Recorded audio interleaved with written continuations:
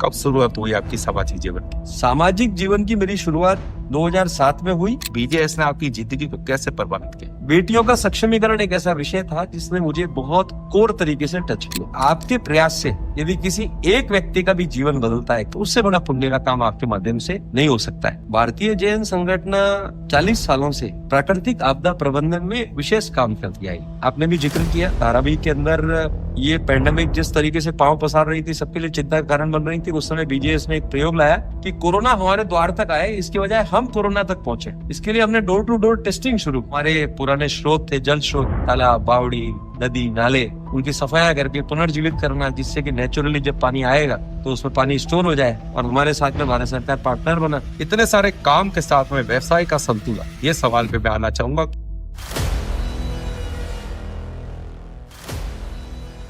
जय जिनेन्द्र, शिवांशी मालानी बद्दुआ। शिवांशी मालानी के इस पॉडकास्ट में आपका स्वागत एवं अभिनंदन। आज से 5 वर्ष पूर्व शिवांशीमालानी.com की जब स्थापना हुई थी, समाज के काफी सारे प्रतिभावान समाज सेवी व्यापारीगण काफी विशिष्ट हस्तियों को लाइव इंटरव्यूज के थ्रू रूबरू होते थे। मुझे याद है लगातार 80 दिनों तक 4-5 घंटे तक लाइव हम उनको सुनते थे। आज उसी लाइव इंटरव्यूज को आगे बढ़ाते हुए हमने एक पॉडकास्ट का सेशन स्टार्ट किया है। और पॉडकास्ट के सेशन में सबसे पहले हमने श्री राजेंद्र जी लुक्कड़ का पॉडकास्ट लिया। राजेंद्र जी लुक्कड़ एक ऐसी शख्सियत जिन्होंने बीजेएस के अध्यक्ष रहते हुए बहुत सारे कार्यों को अंजाम दिया। एक ऐसे समाज सेवी, एक ऐसे मोटिवेशनल स्पीकर, एक ऐसे प्रेरक व्यक्तित्व। आज रूबरू होते हम राजेंद्र जी लुक्कड़ से, जानते हैं उनकी पूरी लाइफ जर्नी के बारे में और आने वाले उनके दृष्टिकोण के बारे में। जय जिनेन्द्र, शिवांशीमालानी.com के इस पॉडकास्ट में हमारे विशिष्ट गेस्ट हैं,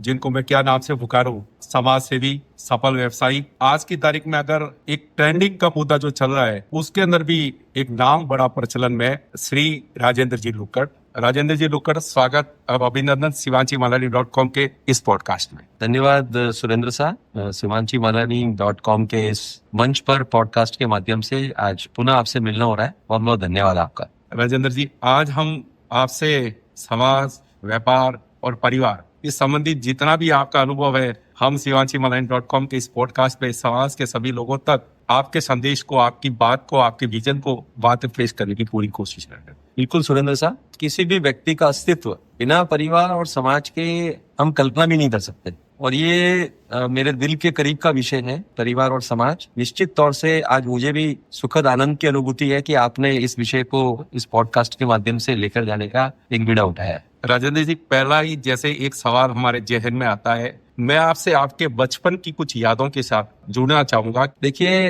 हर व्यक्ति का अपना बचपन सुनहरी यादों में रहता है। दुर्भाग्य से मैं जब 7 साल का था तो मेरे पिताजी का देहांत हो गया। मेरे बड़े भाई साहब ने मुझे पाला पोसा, बड़ा किया, पढ़ाया, पाली में अपने साथ रखा। बहुत अच्छी यादें रही वहीं से। और पाली के पश्चात पचपदरा से पाली, पाली से पूना, पूना से दिल्ली आईएएस बनने तक के सफर की कुछ उम्मीदें थी। लेकिन बचपन बहुत बेहतरीन गुजरा, संस्कारों के बीच में गुजरा। लेकिन बचपन की एक अनुभूति जो मेरे को सदैव याद रहेगी, मैं और मेरे परिवारजन मुझे आईएएस के रूप में देखना चाहते थे, लेकिन कुछ कारण ऐसे बने कि मैं वो एग्जाम भी अटेंड नहीं कर पाया। तो वो एक सुखद अनुभूति है कि बहुत अच्छा गुजरा बचपन, और एक मिश्रित अनुभूति है कि मैं आईएएस बनना चाहता था और आईएएस की तरफ नहीं जा पाया। थोड़ा सा खुल के बताएंगे राजेंद्र जी, क्योंकि मैंने जनरली बहुत कम ऐसा एक वाकया देखा है कि जिसमें एक आईएएस लेवल का पर्सन एक सफल समाज सेवी है। ये कैसे आपका ये टर्निंग पॉइंट रहा, उसके बारे में थोड़ा सा खुल के। देखिए,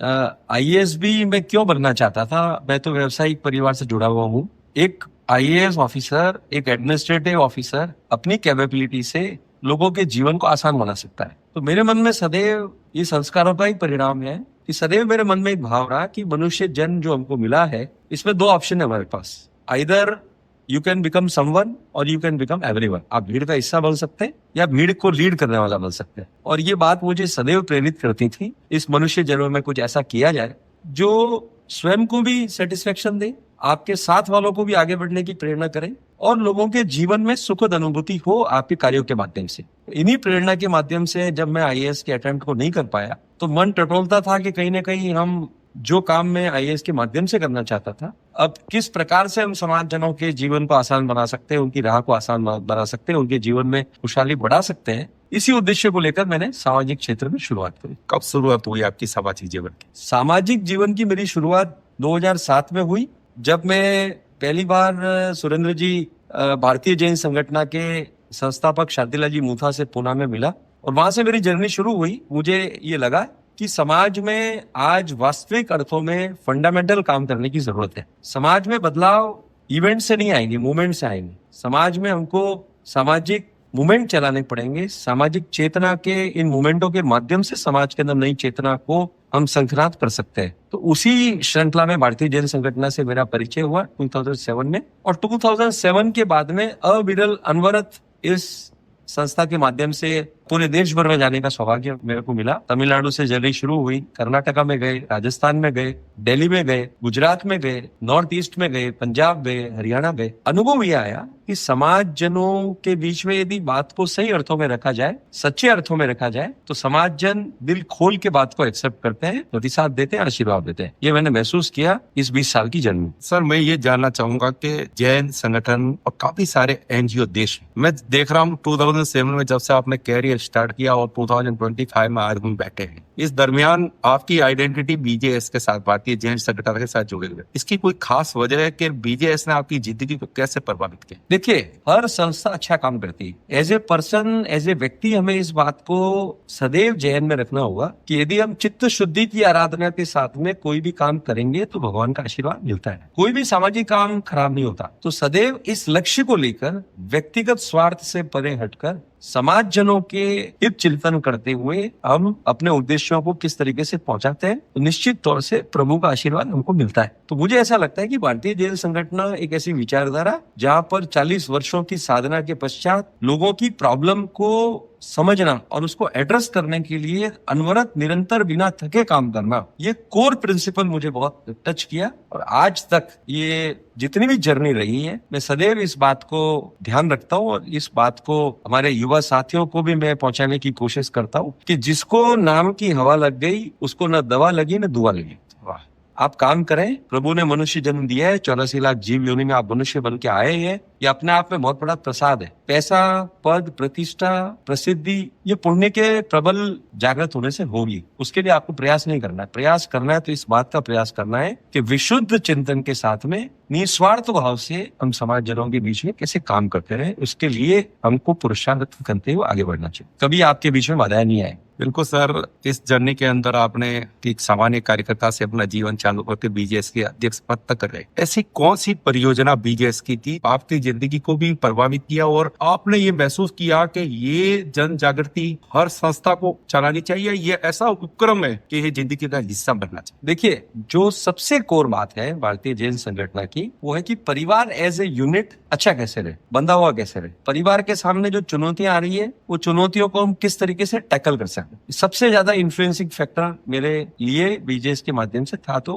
परिवार था। कौन से प्रोजेक्ट थे जिसने दिल से टच किया? बेटियों का सक्षमीकरण एक ऐसा विषय था जिसने मुझे बहुत कोर तरीके से टच किया। 15 से 25 साल की अविवाहित बेटियां किस तरीके से जमाने की चुनौतियों के बीच में रहते हुए अपने जीवन में चुनौतियों का डटकर मुकाबला कर सके, अच्छा डिसीजन मेकर बन सके, कि चुनौतियां उनकी लाइफ को डिस्टर्ब न करे। इस कोर बात ने मुझे बहुत इन्फ्लुएंस किया। और जब इस विषय की जानकारी गहनता से करनी शुरू करी, मैं स्वयं ट्रेनर बनकर इस प्रोग्राम को जब बेटियों को देने लगा, फिर इस प्रोग्राम्स के लिए पूरे देश भर में जब ट्रेनर बनाने का सिलसिला शुरू हुआ, तो स्वतः ही इन बातों ने मेरे जीवन पर बहुत प्रभाव छोड़ा कि आपके प्रयास से यदि किसी एक व्यक्ति का भी जीवन बदलता है, किसी एक बेटी का भी जीवन बदलता है, तो उससे बड़ा पुण्य का काम आपके माध्यम से नहीं हो सकता है। और जो सबसे इंपॉर्टेंट पार्ट है कि हम जिस काम में लगे हुए थे बीजेएस के माध्यम से, वो था लोगों के विचारों को सशक्त करना, लोगों के विचारों को बदलना। इसका आंकलन नहीं किया जा सकता सुरेंद्र जी। आपने किसी को 2 आंखें लगाई है, 2 हाथ लगाए, 2 पाँव लगाए, उसका आंकलन कर सकते हैं। लेकिन किसी के विचारों को यदि सशक्त बनाए तो पीढ़ियां सशक्त बनती है, लेकिन उसका आंकलन नहीं कर सकते। तो यदि आप ये कहेंगे कि कौन सी बात ने प्रेरित किया, तो मुझे सबसे ज्यादा अपने आगम में एक बात आती है। भगवान ने उत्तरायण सूत्र के अंदर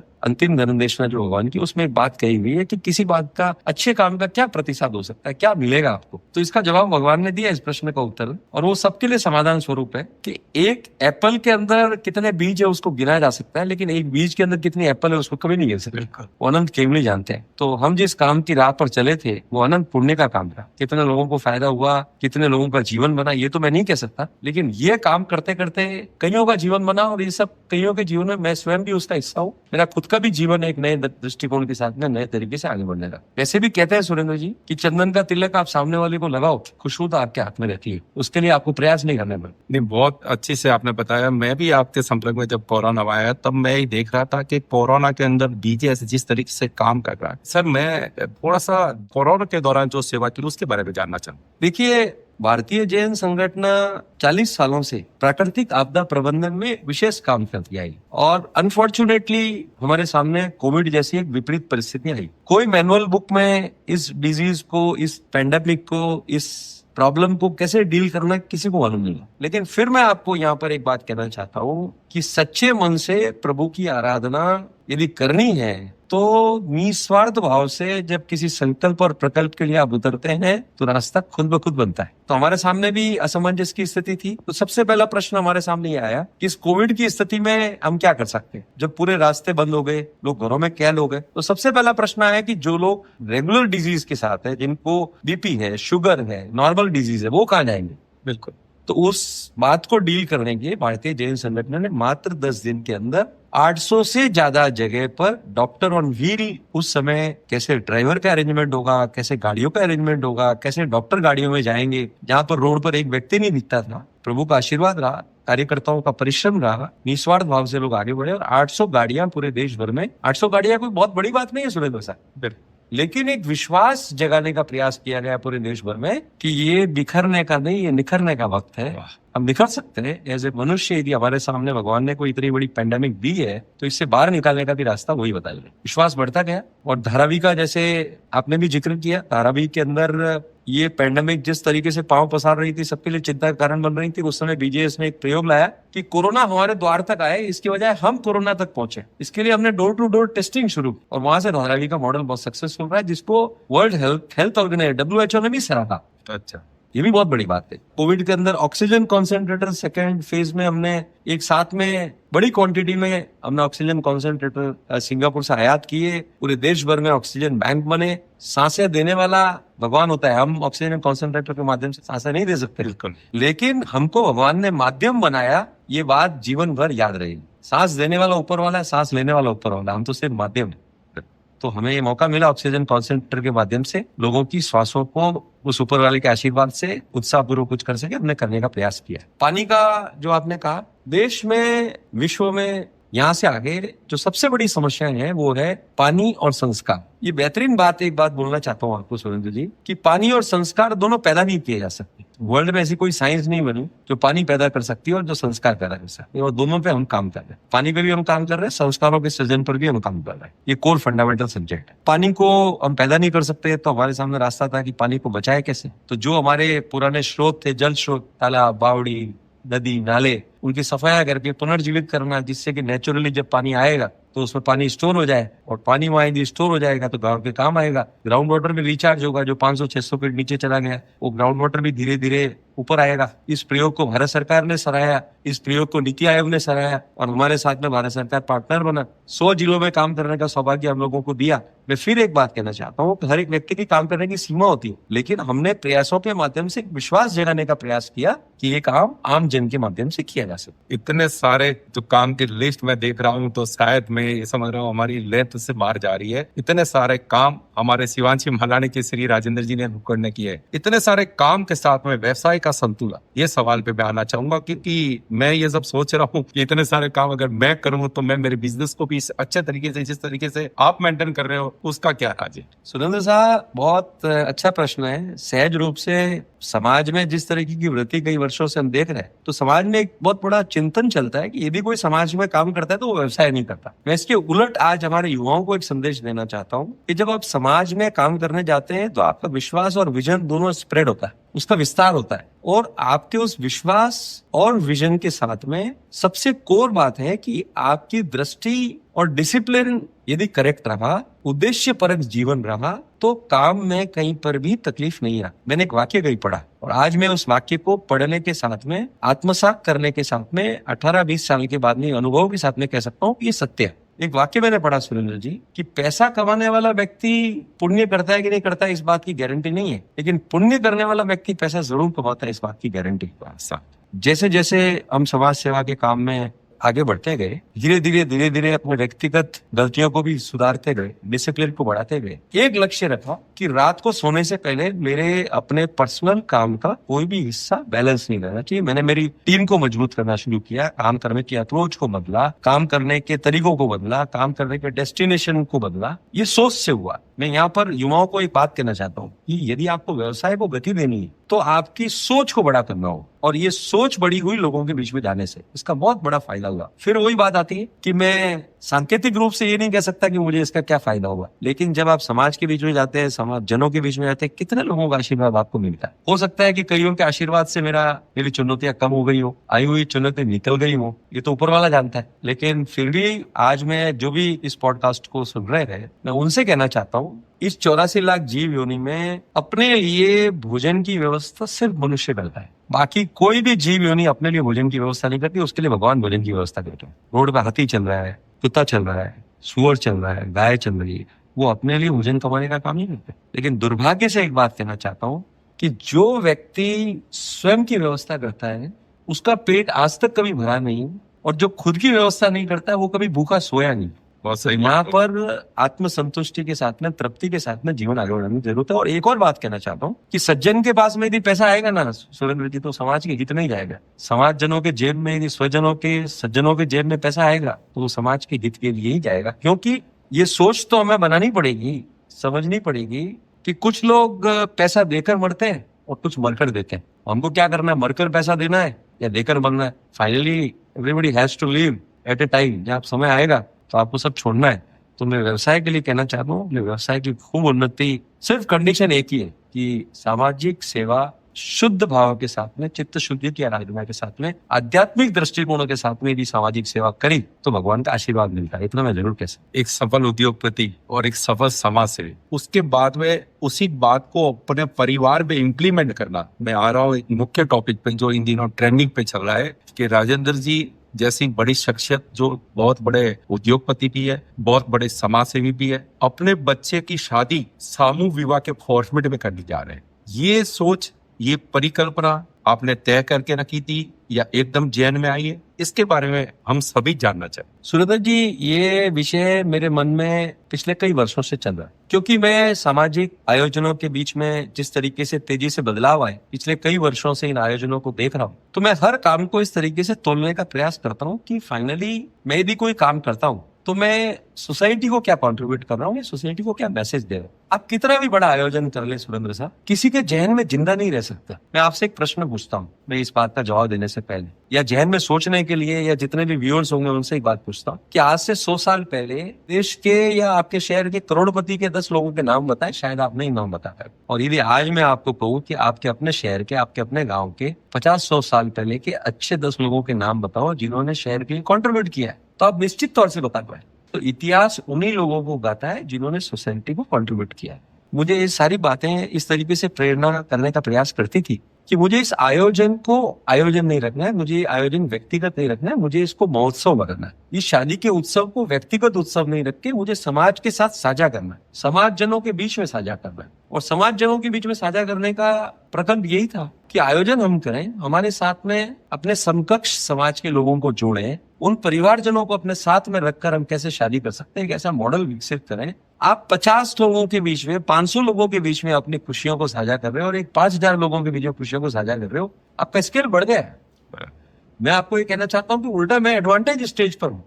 बिल्कुल। अदरवाइज 500 गेस्ट को बुलाना आपके लिए मुश्किल है आज के इस बदलते हुए समय में, लोगों के पास वक्त नहीं है। और आज आपके इस बच्चों की शादियां में पूरा समाज आपके साथ में खड़ा है, 5000 लोग खड़े हैं और एक अच्छे उद्देश्य के साथ में खड़े हैं, तो इससे बेहतरीन विकल्प क्या हो सकता है। तो बच्चों की शादी का वक्त आया तो मेरे को ऐसा लगा कि क्या हम इस पवित्र बंधन के समय ऐसा कोई मैसेज सोसाइटी को दे सकते हैं जो सोसाइटी को एम्पावर करने की दिशा में आगे बढ़े। मैं एक बहुत इंपॉर्टेंट लाइन यहाँ पर बोलना चाहूंगा, कहना चाहूंगा कि व्यक्ति समृद्ध बनेगा उसे समाज समृद्ध नहीं बनता, लेकिन समाज समृद्ध बनता है तो व्यक्ति बाय डिफॉल्ट समृद्ध बनता है। समाज का मतलब है कि समाज के हर पंक्ति में बैठे हुए व्यक्ति के साथ में उसे अपनेपन का आभास होना। तो इसी भाव को रखकर हमने शादी सामूहिक करने का निर्णय लिया। लेकिन बेहतरीन बात यह है कि मेरा भाग्य अच्छा था, मेरे परिवार का भाग्य अच्छा था कि मेरी बहू ने, मेरे बेटे ने, मेरे समधी जी ने इस बात को बहुत दिलेरी के साथ में ओपन हार्टेड तरीके से एक्सेप्ट किया। शायद सबसे ज्यादा धन्यवाद उनको जाना चाहिए, क्योंकि मेरा तो अपना विचार 10 साल से मैं मन में सजो रहा था, लेकिन 10 मिनट के अंदर मेरे विचार को सहमति देना शायद मेरा कोई पुण्य था कि ऐसे लोग मुझे साथ में जुड़े, मेरे साथ मिले। मैं फिर यहाँ पर एक बात कहना चाहता हूँ जो मैं शुरू से कह रहा हूँ कि भाव में पवित्रता हो तो ऊपर वाले का आशीर्वाद मिलता है। लक्ष्य से भटकना नहीं है हमको। लक्ष्य में छोटा स्वार्थ नहीं होना चाहिए। नाम होना, प्रसिद्धि होना, ये सब तो क्षणिक है, पानी के बुलबुल है। आप अच्छा काम करते जाइए, लोगों के दिल में जगह बनाते जाइए। We all are human being, being human is always difficult. एक अच्छा इंसान बनना और एक अच्छे इंसान बनने के लिए क्या क्या अच्छा काम कर सकते हैं, उस दिशा में एक प्रयास है। और इसके लिए सामूहिक विवाह का इस संकल्प मन में आया। और फिर भी आप देख लीजिए कि कितना अच्छा ऊपर वाले का आशीर्वाद मिला कि हमने लोगों के बीच में अनाउंसमेंट किया और मात्र कुछ ही दिनों के अंदर हमारे समाज के जोड़े स्वतः ही आगे आने लग गए कि हम आपके साथ आकर शादी करने को तैयार है। मैं उनको भी धन्यवाद देना चाहता हूँ। वो मेरे लिए परम उपकारी बन गए कि जिन्होंने मेरे विजन को, मेरे विश्वास को आगे बढ़ाने के लिए समर्थन दिया। मैं यहाँ पर एक बात कहना चाहता हूँ कि मैंने कोई बड़ा काम नहीं किया, उन्होंने साथ आकर बहुत बड़ा काम किया। वो लोग साथ आए हमारे, उन्होंने भी बहुत बड़ी अपनी साहस दिखाया है और उनके साहस को भी नमन करना चाहिए, प्रणाम करना चाहिए। जो लोग साथ में आ रहे हैं, जो परिवारजन साथ में आ रहे हैं, जो बच्चे साथ में आ रहे हैं, पर फिर भी कोई भी काम असंभव नहीं है यदि पवित्रता है तो। सर राजेंद्र जी, ये आपने जिक्र यहाँ तक तो आपका बहुत अच्छे से हमको समझ में आई। समधी जी तैयार हो गए, बच्चों को कैसे तैयार? ये बहुत जटिल प्रश्न है, लेकिन मेरे लिए बहुत आसान रहा। मैं हकीकत की बात कहना चाहता हूँ कि मात्र रात को आधे घंटे में हम समधी जी के घर पे बैठे थे, बालूराम अमलेश जी के घर पे बैठे थे। उनके पिताजी थे, माता जी थे, हमारी बिटिया सानुषा थी, बेटा निकेत था। और मैंने कहा कि भाई शादी की डेट्स तो इस तरीके से निकल रही है, लेकिन मेरे पास में 2 विकल्प है शादी करने को। एज ए पेरेंट मेरे पास 2 विकल्प है। तो उन्होंने कहा पापा क्या विकल्प है? मैंने कहा ये विकल्प दे रहा हूँ, लेकिन विकल्प ये है कि 2 चॉइस है। यदि आप अपने व्यक्तिगत तौर पे शादी करना चाहते हो तो 50 कमलेश जी आपके परिवार से, 50 मेरे परिवार से, आप इंडिया के फॉरेन के किसी कोने में जाकर शादी करने को बोलोगे, मैं करने को तैयार हूँ। 100 से 101 बार नहीं होगा। और अदरवाइज फिर मेरा मॉडल है जहाँ पर मैं सामूहिक और जोड़ों को साथ में शादी करना चाहता हूँ। बिल्कुल। तो बच्चों ने तुरंत उस बात को समझा, क्यों करना चाहते हैं, कैसे करना चाहते हैं, और उन्होंने मात्र आधे घंटे में सहमति दी। तो बीच में कई प्रश्न आया, कोई और साथ में बैठे थे, उन्होंने कहा आप ऐसे कैसे सोच सकते हैं? तो मैंने उनको कहा ये तो बच्चे मान गए, नहीं तो मैंने कहा शादी किनके बच्चों की है जी? मेरे बेटे की शादी है, मैं डिसीजन करूंगा। और तुम्हारे को जिस तरीके की शादी करें, तुम तुम्हारे बच्चों की शादी में निर्णय करना, मेरे बच्चों की शादी तो मेरी चॉइस से करूंगा ना। वाह, बहुत बड़ी बात हो गई। इस बात को लाइटर मोड में भी कहा गया, लेकिन सत्य तो यही है, मेरे बच्चों की शादी है, तो इस बात का अधिकार तो मेरे पास है कि मेरे बेटे की शादी है और मेरी बेटी की शादी किस तरीके से होगी। फिर भी हमने तो सामूहिक सहभागिता के साथ में इस काम को किया। लेकिन बच्चे समझते हैं, आज के बच्चे बहुत समझदार हैं, बहुत इंटेलिजेंट है, बहुत मैच्योर है। बात को सही तरीके से यदि उनके जहन में पहुंचाया जाए तो सुनने से ये काम बहुत आसान है। कई लोगों ने मेरे से प्रश्न किया, तो मेरे को लगा कि मेरे सामने तो कोई ये बच्चों का रेजिस्टेंस आया ही नहीं, आज तक नहीं। बच्चे खूब खुश हो रहे हैं। मैंने कहा बच्चों को कि भाई जो शादी मैं नहीं कर पाया, मेरे नहीं हो पाई, आप फॉर्चुनेट हो कि आपको आशीर्वाद देने के लिए इतने सारे लोग आएंगे। ये तो आज की तारीख में तो 50 लोगों को ढूंढना मुश्किल होता है, आशीर्वाद देने के लिए कितने सारे लोग आएंगे आपके। आयोजन की भव्यता भावों से होती है, पदार्थों से नहीं होती है। आप डेकोरेशन अच्छा कर रहे हैं, मीनू को हाईफाई कर रहे हैं, या कोई म्यूजिक पार्टी को बहुत बेहतरीन किसी सेलिब्रिटी को बुला ले, भावों की उच्चता है तो आपका सेलिब्रेशन बेहतरीन बनता है। तो मुझे लगता है कि जो लोग आ रहे हैं शादी में, वो सब आशीर्वाद देने के भाव से आ रहे हैं। कोई मेरे उत्सव बहुत बेहतरीन होने वाला है, 5 स्टार उत्सव होने वाला है, वो सोच के एक भी व्यक्ति नहीं जा रहा है। जो आपकी तैयारी चल रही है शादी की, सामूहिक शादी की, आपके साथ में और भी समाज के जो जोड़े जुड़ रहे हैं, बराबर, उनके पेरेंट्स के साथ में, एक उनके साथ भी आपकी जब मिलन हुआ,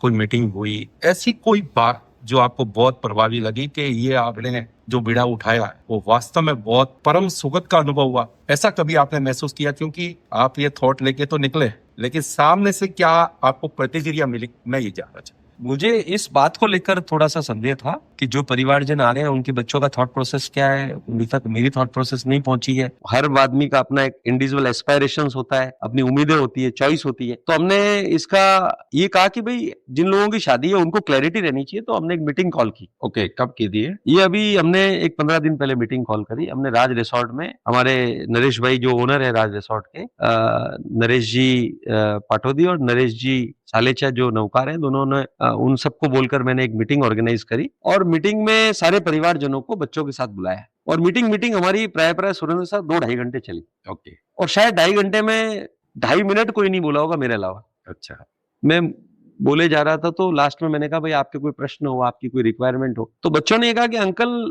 हम इस शादी के बारे में जो सोच रहे थे ना वो बिल्कुल उल्टा है। ओके, आपने जो बताया शायद ऐसी शादी तो हम सोच भी नहीं सकते। मैंने बच्चों से ये कहा कि बेटा आपकी शादी को 2 दिन का इवेंट बनाना है या 2 दशक का इवेंट बनाना है। मैंने शुरू वहां से किया। 2 दिन का इवेंट बनाना है, अच्छे डेकोरेटर को बुला लो, अच्छे फोटोग्राफर को बुला लो, अच्छे डांसर को बुला लो, 2 दिन यादगार रहेगी। 2 दशक, 4 दशक, 8 दशक तक आपकी शादी यादगार रहे तो कुछ अलग प्रयोग करने पड़ेंगे और वो त्याग के बल पर होंगे। मैंने शुरू ऐसे किया है। मैंने कहा शादी जैसा पवित्र बंधन पर हम अनावश्यक हिंसा क्यों करें, और हिंसा के प्लेटफॉर्म पर किसी पवित्र कार्य की शुरुआत कर सकते हैं क्या? मैंने उनसे ही पूछा, बोले नहीं कर सकते। तो मैंने कहा मेरे मन में ऐसा संकल्प है कि जिस दिन आपकी शादी हो उस दिन हम सब सामूहिक करें। सामयिक, यस, शादी के दिन, शादी के दिन। और सामयिक में भी क्या प्रयोग कर रहे हैं हम वहां पर तेरापन समाज की जो वेशभूषा है, स्थानक समाज की जो वेशभूषा है, मंदिर समाज की जो वेशभूषा है, वहाँ काउंटर लगेंगे, जिसको जो जिस समाज से आता है उस समाज की सामयिक वहां पर करे। अब 1000 लोग सामयिक कर रहे हैं और 1000 लोग साथ में बैठकर किसी मनोरंजन के स्थल पर जा रहे हैं। मैंने उनसे पूछा कौन सी वाली चीज आपके जीवन में ज्यादा वैल्यू एड करेगी? उन्होंने कहा अंकल वो तो डेफिनेटली सामयिक करेगी। तो मैंने कहा वो निर्णय आपने करना चाहिए। तो बच्चों ने तुरंत सहमति दी और मैंने रिक्वेस्ट ये किया है कि सारे बच्चे, बहुएं, बेटियां, परिवारजन, रिश्तेदार जन, गेस्ट सबके साथ मिलकर हम सामयिक करेंगे 1 घंटे की। आप कल्पना करो, मैं भगवान से आशीर्वाद भी मांगता हूँ, प्रार्थना भी करता हूँ कि हमें इस उद्देश्य में सफल करे। आप कल्पना करो कि शादी के दिन 1000 लोग सामयिक कर रहे हैं किसी मंडप में बैठ के। उस जगह के वाइब्रेशन क्या होंगे, उस जगह के भाव क्या होंगे, और उस जगह पर बच्चे अपने पवित्र बंधन में जुड़ेंगे। निश्चित तौर से आशीर्वाद मिलना है। ये बात मैंने उनसे कही। फिर मैंने उनको कहा कि क्षणिक पटाखे जलाकर हमें आनंद में अनुभूति होती है क्या? क्या होने वाला है ये? आपको मालूम है वायुकाय में कितने जीवों की हिंसा होती है, कितने जीवों को दिल को ठेस पहुंचाकर हम 2 जोड़े नए जीवन में प्रवेश करेंगे। तो फिर मैं कहना चाहता हूं कि बच्चे इतने समझदार हैं कि बात को ठीक तरीके से प्रेजेंट किया तो उन्होंने खुले हृदय से एक्सेप्ट किया। बोले अंकल डेफिनेटली हमको तो यही करना चाहिए, करना ही नहीं चाहिए दूसरा वाला तरीका। फिर मैंने उनसे कहा कि मैं ऐसा सोचता हूँ कि हम लाइव फ्लावर का इस्तेमाल नहीं करें। तो बोले क्यों नहीं करेंगे? फूलों के अंदर प्रत्यक्ष रूप से जिस दिन शादी खत्म होती है 2-4 ट्रक वो फूल मुरझाए हुए कई जगह ले जाके आपको एक बड़ा कूड़े करकट का ढेर लगाना पड़ेगा। कितने जीवों की इंसान, आज की तारीख में पूरे विश्व में इतने इन्वेंशन आ गए, इतने आर्टिफिशियल फ्लावर्स है, और फिर भी मैं कहना चाहता हूँ सुगंध और डेकोरेशन तो मन से आता है, फूलों से नहीं आता है।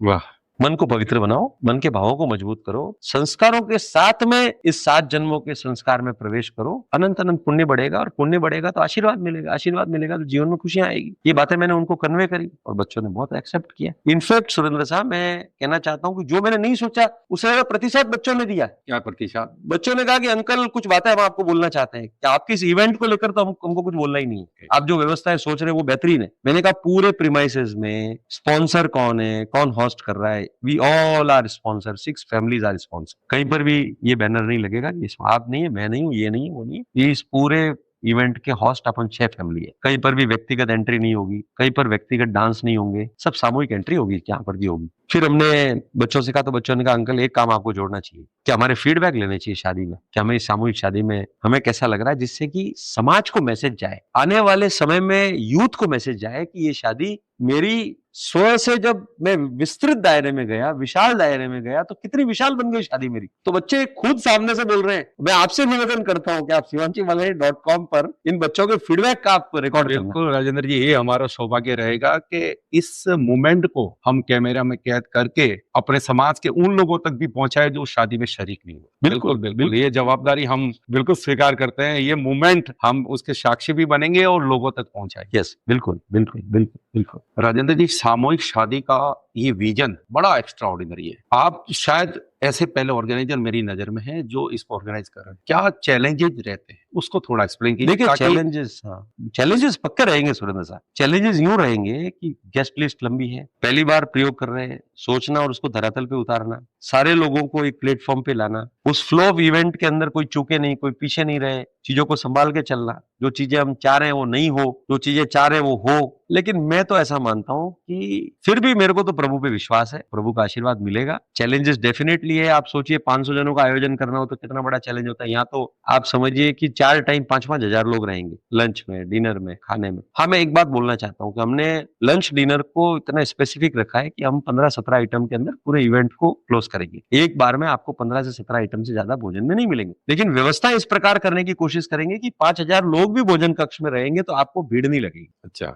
हाँ, आइटम ज्यादा होने से व्यक्ति का पेट नहीं भरता है, आइटम परोसने की प्रवृत्ति से व्यक्ति का पेट भरता है। वहां पर हमको ध्यान रखने की जरूरत है। मेरे सामने सबसे बड़ा चैलेंज जो मुझे दिखता है कि 5,000, 4,000, 3,000 आने वाले हर एक व्यक्ति को इस शादी में पर्सनल अटेंशन देकर स्पेशल फील कराना ही मुझे सबसे बड़ा चैलेंज लगता है। लेकिन मैं ऐसा विश्वास दिलाता हूं कि वहां आने वाले हर एक व्यक्ति को स्पेशल फील कराने का जिम्मा हम लेंगे। राजेंद्र जी, एक आदर्श शादी या आदर्श सामूहिक शादी की तरफ अपन बहुत अच्छे से आगे बढ़ रहे हैं। इसके विपरीत एक पहलू ऐसा भी है जहाँ पे साधु संतों को भी ये उपदेश देना पड़ रहा है कि बैचलर पार्टी नहीं होनी चाहिए। क्या दर्शाता है? देखिए, बात तो बिल्कुल सत्य है। मैं फिर यहाँ कहना चाहता हूँ कि बच्चों को सही तरीके से उनके प्रॉपर स्कूलिंग करने की जरूरत है। बैचलर पार्टी का मतलब जिस तरीके से, जिन अर्थों में लिया जा रहा है बैचलर पार्टीज का, और जिस तरीके से आयोजित की जा रही है, वो निश्चित तौर से हम सब लोगों के सामने एक बड़ा चैलेंज है। लेकिन मैं यहाँ पर एक बात कहना चाहता हूँ आप लोगों को कि इस काम के लिए समाज जनों को जागृत होना पड़ेगा, परिवार को अपने बच्चों के बीच में बैठकर संवाद को सशक्त बनाना पड़ेगा। संवाद के साथ में इन बच्चों ने नहीं करना चाहिए बोलने की बजाय क्यों नहीं करना चाहिए पर उनको एम्पावर करना पड़ेगा और उनके विश्वास को प्रबल बनाना पड़ेगा। उसके अल्टरनेटिव्स हमको, मेरे मन में जब आप बात कर रहे थे तो मेरे मन में अब इस बात का एक समाधान आ रहा है। देखिए, हम किसी चीज को बंद करना चाहते हैं ना, तो उसका एक अच्छा अल्टरनेटिव हमको समाज को देना पड़ेगा, यूथ को देना पड़ेगा। तो मेरे सामने एक अच्छा अल्टरनेटिव आता है इस काम को लेकर कि क्यों नहीं शादी होने के पहले या शादी होने के बाद आपके जो फर्स्ट कजिन्स की लिस्ट है, जिसमें 70-80-100 जन होते हैं, इधर ससुराल वाले और पियर वाले दोनों मिला के, ये 100 जन 50 जन 3 दिन के लिए इस बहू और बेटे के साथ में घूमने चले जाए कहीं पर। उस नई बहू का भी सबके साथ अटैचमेंट बढ़ जाएगा। ये प्री मैरिज पार्टी इस तरीके से होनी चाहिए। हमने we have to provide alternative. बंद करने के नाम पर बोलेंगे ना तो बच्चे मानने वाले नहीं है। हमको स्ट्रॉन्ग अल्टरनेटिव देने पड़ेंगे जहां पर उन लोगों को अपनी यूथ की जो एक्सपेक्टेशन है उसको हम फुलफिल कर सके। लेकिन मैं इस बात को जरूर कहता हूँ, इस प्रकार की पार्टियां आने वाले समय में समाज के लिए बहुत बड़ी चेतावनी। राजेंद्र जी, शिवांशी मालानी के युवाओं को आपका क्या संदेश रहेगा? देखिए सुरेंद्र साहब, भारत देश जो है वो युवाओं का देश है और अपार संभावनाएं इस देश में है। इन बच्चों को फैमिली, बिजनेस और स्पिरिचुअलिटी को बैलेंस करना पड़ेगा। यदि किसी व्यक्ति को सफल व्यवसायी बनना है तो उसको अच्छा स्पिरिचुअल बनना पड़ेगा, अच्छा सामाजिक व्यक्ति बनना पड़ेगा। एक असामाजिक व्यक्ति और अआध्यात्मिक व्यक्ति जीवन में सफलता अर्जित नहीं कर सकता। तो मैं यूथ को कहना चाहता हूं, अपनी लाइफ को अच्छे कामों में यदि आप एंगेज करेंगे, किसी पर्पस के साथ कनेक्ट करेंगे, तो अपार विकास की संभावना है कि द्वार आपके खुलते जाएंगे। स्व से जुड़ने की बजाय, स्व का चिंतन करने की बजाय स्वार्थ से बाहर निकलकर परहित चिंतन का भी सोचना शुरू करेंगे तो निश्चित तौर से हम आगे बढ़ेंगे। मैं यूथ को एक बात कहना चाहता हूं, कौन से वाले व्यापार अभी फ्लरिश हो रहे हैं? वही व्यापार इस विश्व में फ्लरिश हो रहे हैं, मल्टीप्लाई हो रहे हैं, जिन्होंने लोगों की प्रॉब्लम को एड्रेस किया। उन्होंने पैसा कमाने के लिए व्यापार नहीं किया, उन्होंने लोगों की प्रॉब्लम को एड्रेस किया। और यदि आपका व्यापार भी आध्यात्मिकता के पुट के साथ में लोगों की प्रॉब्लम को एड्रेस करने वाला बनेगा तो आपका व्यवसाय मल्टीप्लाई होगा। यही मैं कहना चाहता हूँ। राजेंद्र जी, शिवांशीमालानी.com से जब से इसकी स्थापना हुई है तो शायद पहले या दूसरे एपिसोड में आपका एज ए गेस्ट स्पीकर के रूप में आना रहेगा। 2020 से 2025 के सफर को, शिवांशी मालानी को आप किस नजरिए से देख रहे हैं? सुरेंद्र साहब, मैंने कई बार इस बात का जिक्र आपसे व्यक्तिगत रूप से भी किया है। बहुत बेहतरीन काम आपने कोविड के समय में पूरे शिवांशी मालानी समाज को, कई लोग मुझे ऐसा कहते थे कि सुरेंद्र जी ऑनलाइन वेबिनार्स ले रहे हैं, ये कर रहे हैं। मेरे मन का चिंतन कुछ अलग था। मैंने कहा वेबिनार लेना बहुत छोटी बात है, बाई प्रोडक्ट है। सुरेंद्र जी ने शिवांशीमालानी.com के इस मंच के माध्यम से पूरे भारतवर्ष के शिवांशी मालानी को एक मंच पर लाने का काम किया है। शायद आपका एक टैगलाइन था, आओ बढ़े संगठित समाज की ओर। पूरे समाज को किसी ने सोचा भी नहीं होगा, कल्पना भी नहीं की होगी। मैं फिर वही बात कहना चाहता हूँ, ये बिखरने का नहीं, निखरने का वक्त था। आप निखर कर आगे बढ़े। आपने पूरे शिवांशी मालानी प्लेटफॉर्म को, समाज को एक मंच पर लाया। आपने उसके टैलेंट को लाया, अलग अलग काम करने वाले एक्सपर्ट लोगों को लाया, अलग अलग बिजनेसमैन को लाया, अलग अलग समाज सेवियों को लाया। ये लाने के पीछे कई लोगों के मन के विश्वास को प्रबल बनाया है। यदि हम कुछ अच्छा काम करते हैं तो हमारा समाज अनदेखा नहीं करता है। आपने शिवांशी मालानी .com के माध्यम से बहुत बेहतरीन काम किया है। और मुझे लगता है कि मैं तो आपसे कई बार उसके बाद में कई बार निवेदन भी किया कि सुरेंद्र साहब, इतना श्रेष्ठ काम जो शुरू हुआ है ना, वो श्रेष्ठता के साथ आगे बढ़ना चाहिए। और इसके बारे में आपकी और मेरी कई बार बात हुई। मैं आज फिर इस पॉडकास्ट के माध्यम से आपको कहना चाहता हूं कि इस प्लेटफॉर्म के माध्यम से हमारा समाज, शिवांशी मालानी समाज कैसे संगठित बनेगा, कैसे एम्पावर होगा, कैसे समाज की चुनौतियां कम होगी, कैसे हम मिलकर काम करेंगे, इर्रेस्पेक्टिव ऑफ हमारे पंथ, संप्रदाय, धर्म का हम अपनी अपनी जगह पर पालन करते हुए सामाजिक व्यवस्थाओं के लिए एक विचार के साथ में समाज को आगे बढ़ाने के उद्देश्य से यदि कोई काम कर सकता है आज की तारीख में, तो शिवांशी मालानी .com ही कर सकता है। और मैं आपसे निवेदन करना चाहता हूं कि इसकी गहराई को आप शायद जितना मापना चाहिए आप नहीं माप पा रहे हैं। मेरे को इसमें बहुत गहराई दिख रही है। शिवांशी मालानी .com के इस मंच पर बहुत गहराई है और ये पूरे समाज के लिए आने वाले समय का एक बेहतरीन एक्स्ट्रा ऑर्डिनरी प्रकल्प बनकर उभर सकता है। बिल्कुल सर, आप जैसे लोगों की आशीर्वाद से और सहयोग से हम बहुत आगे बढ़ने का प्रयास कर रहे हैं। 2021 के बाद में कंटिन्यूटी समाज के अंदर अलग अलग संदेश देना, सगाई, एक्सपायर, कुछ भी हो, हम एक तरीके से आओ बड़े संगठित समाज की टैगलाइन को सिद्ध करने में लगे हैं। लेकिन आप जैसों की परिकल्पनाओं से और हम इसको आगे लेके जाएंगे। हम सभी से आज हमारे इस पॉडकास्ट में हमारे छोटे से निवेदन पे राजेंद्र जी पधारे हैं, क्योंकि हम ये शुरुआत ऐसा करना चाहते थे। आज के टाइम में शिवांशी मालानी क्षेत्र में आपका जो सामूहिक शादी वाला जो टैगलाइन है वो ट्रेंडिंग में चल रहा है। तो मैं ये चाहता था कि आपका पॉडकास्ट कैसे से कैसे जल्दी से जल्दी हो। आपने समय उपलब्ध करवाया राजेंद्र जी, इसके लिए बहुत बहुत बहुत बहुत धन्यवाद शिवांशी मालानी .com की तरफ से। धन्यवाद सुरेंद्र साहब, ये मेरा सौभाग्य है मैं आपके बीच में आया और आपने इन विचारों को साझा किया। मैं वीर प्रभु से मंगल कामना करता हूँ कि आप भी अपने उद्देश्य में खूब सफल हो। भगवान आपको वो ताकत दे और आपके इस प्लेटफॉर्म के माध्यम से हमारा समाज और आगे बढ़े। इसी भावना के साथ में आपको बहुत बहुत धन्यवाद।